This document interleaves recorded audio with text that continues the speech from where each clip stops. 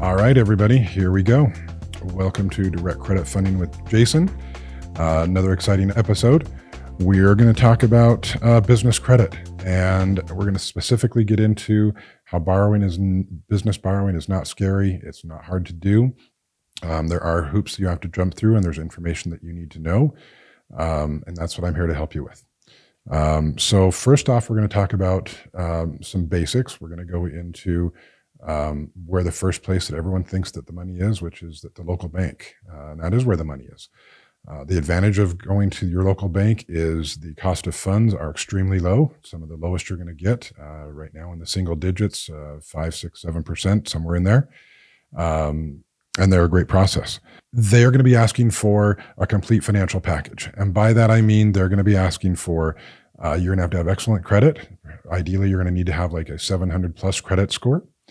They're going to be doing a hard credit pull on your credit. They're going to be also looking at your tax returns. 100%, you need to plan on providing your tax returns to your local bank if you go there for a loan. If your tax returns do not show substantial income or the income needed to qualify for the loan, they are not going to approve your loan. In addition to your financial statements, your personal tax returns, they're also going to ask for a personal financial statement. They're going to want to see that you have some, what they call equity. They're going to want to see that you have assets such as cars, vehicles, equipment, personal cash in the bank, real estate, things of that nature. They're going to want to see you may have excellent credit and you may have excellent income, but if you don't have any assets, they are going to consider you a high risk and more than likely not approve your loan. So be aware, a bank is going to be looking for substantial net worth, tax returns that qualify. No, that's going to go into a bank. Also know going into dealing with an institutional bank is the process takes a long time. You're probably going to be looking at a 60 to 90 day window to get that loan, whatever that may be. The bank is they're not a quick process, and you just need to know that going into that. Yeah, so just plan on a lot of paperwork going through that. Pro tips for approval. If you're going to go to a local bank or credit institution, have your last 2 years tax returns 100%. They're going to want to see your last 2 years most recent tax returns. Either have a personal financial statement filled out or they will provide one to you. They'll also be wanting to see your last 3 months bank statements from your investment accounts and all your other business accounts to see your cash flow. So just if you are the type of person that has all of the I's dotted and T's crossed, a bank is possibly a fit for you. How most businesses get started or bootstrapped, as they say, and that is with credit cards, either personal credit cards or business credit cards. That is how most people are raising money to start their business in today's world. Credit cards are easy to get. They're just an application with your name, address, phone number, and what your income that you state is on the application. They will take a look at your credit history and they will determine how much money that you are going to qualify for. You may qualify for $5,000. You may qualify for $50,000. When you're applying for credit cards, keep in mind the higher the score, the higher the credit limit you're going to get. And some of the items that affect your credit score are as follows. Your pay history is the number one issue on your credit report of how you pay your bills. If you pay your bills sloppy, you're going to have a lower credit score and you're going to have a hard time getting a credit card. If you pay your bills on time, if you make sure that you are not maxing out your credit cards, ideally you want to keep your credit card ratios at a 50% revolving availability, meaning if you have $50,000 worth of credit card debt, then you should ideally not have any more than $25,000 worth of credit card debt on that $50,000. As lenders, when we are determining how much money or if we're going to lend someone money, one of those critical factors is what their credit limit is on their credit cards and what their credit card balance is and their availability. So availability on your credit card balance is a huge factor. It will determine how much money they lend you and how high your credit limits are. So try and keep those down as low as possible. One of the other cons to credit cards are they're going to have pretty high interest rate. They're going to range anywhere from 15, which honestly would be a pretty attractive rate. Most credit cards are in the 19 to 29% range. And that's just something you've got to be aware of that you're going to have to deal with while you're growing your business. They're very easy to overuse. So just try and manage your credit card debt as appropriately as you can. I understand it's a necessary strategy in developing and growing your business. You've just got to manage those cards wisely and ideally try and pay them off each month as best you can. And determine the right way to use your credit cards. Ideally, your credit card debt, your credit card should be for your some operational expenses or short-term debt. For long-term purchases, which actually, I guess, let's go into making long-term purchases, which is going to be where equipment financing falls into line. And here's another avenue for a business at any stage to gain access to capital without going to their bank, without using their credit cards, and using a finance company to do equipment financing, which the qualifiers are much easier. They are not going to tie up I guess the biggest advantage to equipment financing is they're not going to tie up your personal credit like credit cards do, or some of your bank loans do. Equipment financing is when you need to buy a piece of equipment to grow and expand your business, and the equipment costs, say it's $50,000. You can either give them $50,000 cash to buy your piece of equipment, or you can use your credit cards to buy that equipment. However, neither of those are going to be your ideal situation, where equipment financing could be a good, clean, easy opportunity for you to, instead of spending out that $50,000 to buy that new piece of equipment, you only spend $1,200 a month to have that same piece of equipment sitting in your location and starting to generate income at a fraction of the cost of what you would have outlaid to purchase the whole machine. The advantages of equipment financing is you get to take that equipment asset that you're purchasing, you get to spread the payments out over anywhere between 12, 24, 36, 48, even 72 months, sometimes even longer, and spread those out over an equal term. So you have consistency in your business operation. You know what you're going to have coming outlay each month for your expenditures. I'm a big fan of this, of being able to access money without having to bring in equity partners or equity investors. You can have access up to, depending on your time in business and your credit profile, you can have access anywhere from $25,000 to $500,000 without supplying any financial information, without supplying your tax returns. That type of money is easily available in the equipment financing sector. And there are, just like the banks in the world, where you've got all these banks that you can choose to borrow money from, all having different guidelines, all having different portfolios that they carry, and matrices and credit matrices. The equipment finance world is the same thing. Each lender has different guidelines for if they do a startup, if they do a young business that's less than 2 years old, if they do a business that's 3 years old, 5 years old, 10 years old, et cetera. Pricing matters depending on your time in business and your credit score. They are going to be looking at your personal credit score until your business becomes grown to a point that we can qualify for you what we call corporation only.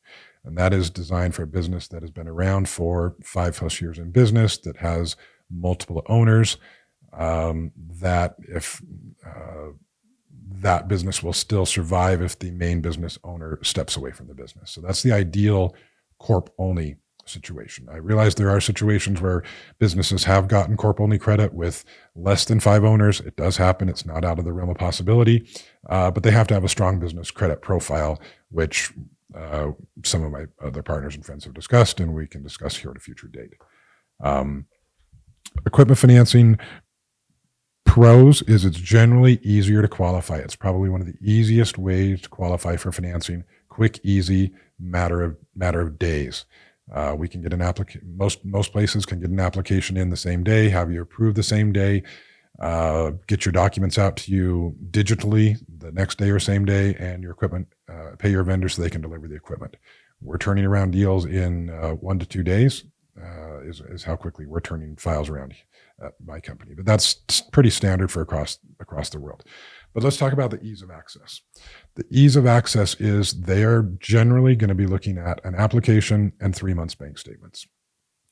They're not going to be looking at your tax returns. They're not going to be asking for your firstborn or anything like that. It's a pretty quick, automated decision. There are plenty of people that approve all credit situations in the equipment financing space. They are approving credit situations down as low as 600 And of course, the higher the credit score, the better. One of the pros to the equipment financing industry is the credit pulls are all soft. So there's not going to be any fingerprints showing that it's reflecting on your personal credit. Also, the reporting is only done to the Business Credit Bureau.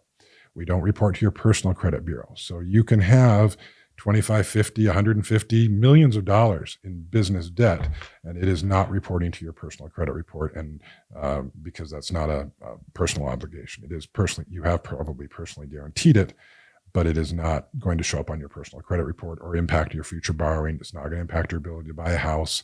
It's not going to affect your refinance. It's not going to affect your new credit cards, anything like that.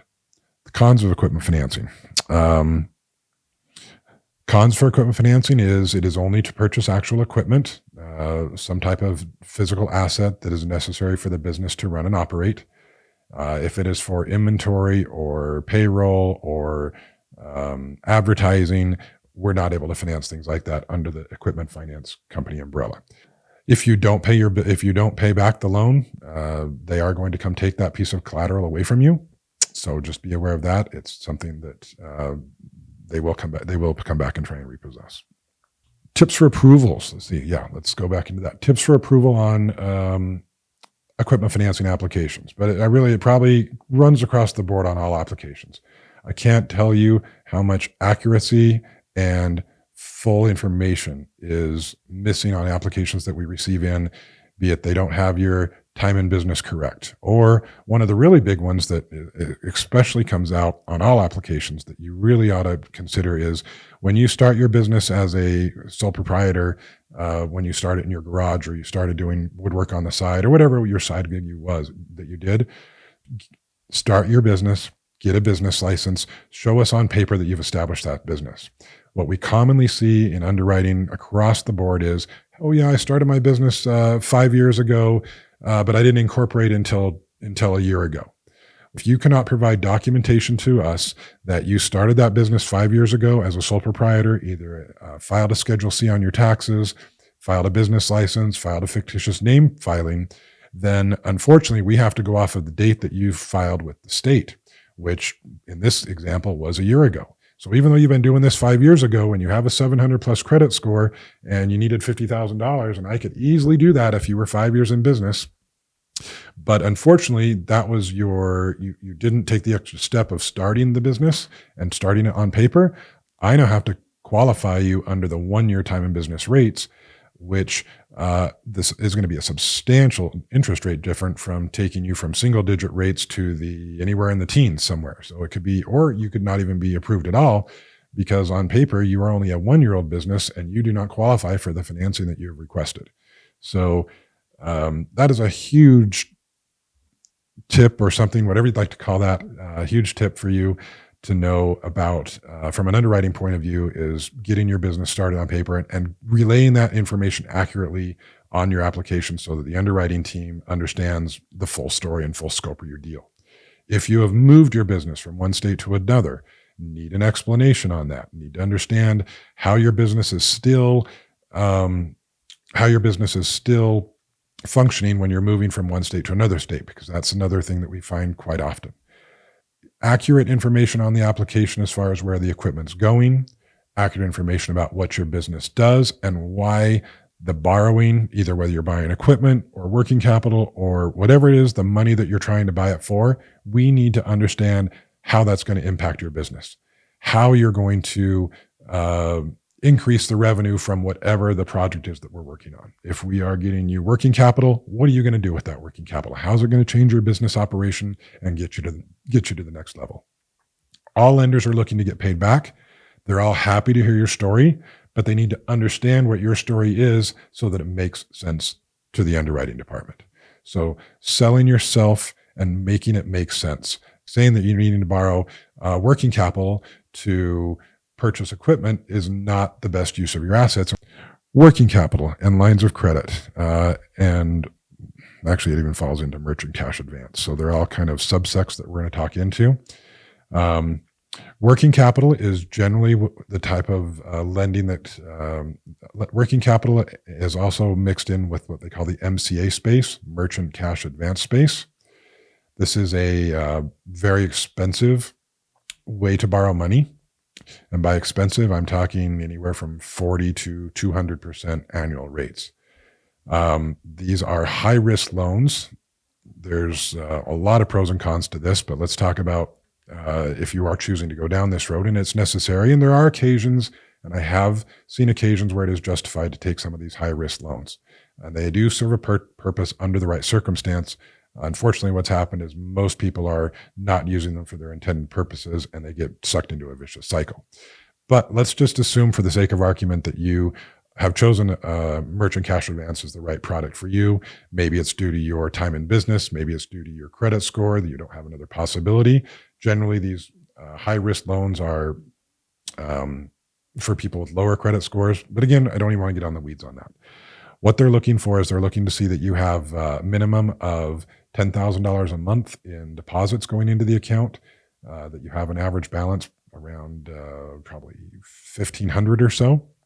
And they will lend you basically, they'll annualize that income. So in this case, at $10,000 a month, that's $120,000. So they probably lend you about $12,000. They then take daily payments. Whatever your payments are, they'll be taking daily or weekly payments out of your account. The positive to these MCA or working capital loans is they can have money to you in 24 hours. The positive to this is they can have money to you within 24 hours or less. They're amazingly fast. The negative is the high cost of funds. At a 40% or a 200% interest rate, your business is not going to survive very long. And unfortunately, what we see consistently in this space is when people borrow money from these high rate working capital lenders, to bridge a short-term need, such as to cover payroll, to cover this expense or that expense, they get stuck in a vicious cycle. And these lenders are honestly fairly predatory. These loans are fairly predatory. As soon as your first lender funds you, there are generally 2 or 3 other lenders that will be calling you the next day to see if you want to borrow more money. And these guys tend to stack a lot of loans on top of each other, is what that's called. And what happens is, as a lender that doesn't particularly lend in that space, considering the risk of default and that they do drive a lot of companies out of business. I see it over and over again that have one on my desk right now that has 8 merchant cash advance loans outstanding to the tune of about $600,000. And they are paying on average 68% on that $600,000. As you can imagine, they are upside down in profitability. They are in a vicious cycle that they are having a hard time getting out of. I guess on a final note on that, there are quite a few lenders, bank lenders and equipment finance lenders and credit card lenders that if they see a history of those MCA loans or merchant cash advance loans, they will not do business with you because they feel like your business is starting to head underwater. They do have a purpose. I have had clients that have brought those to me, and I have been happy to facilitate those. We had a client that had a great opportunity to purchase some. What was it? They had a bunch of supplies. It was a roofing contractor, and he had an opportunity to purchase supplies at like 50% off if he made a big purchase before the end of the year. That was a make sense deal. We were able to get that working capital approved for him. He then paid it off, within 60 days or so after the order came in, and that's a make sense deal. And I'm a big champion of a short-term bridge. What I'm not a champion of is when you borrow, when you just get stuck in the cycle and then the interest rates just bury your company. So I'm just hesitant to push anyone into the MCA or working capital space. Thank you all so much for watching. I enjoyed going over this with you. Business borrowing is definitely not as hard as you think. We've covered a lot of topics in here. Hope you found them helpful. Please comment and subscribe and like the video so we can get a little more traction and I can answer more questions. Hit my website, www.directcreditfunding.com. Happy to answer questions anytime. Give advice. Would love to help any entrepreneur at any level, see where we can best provide best financing solution for them.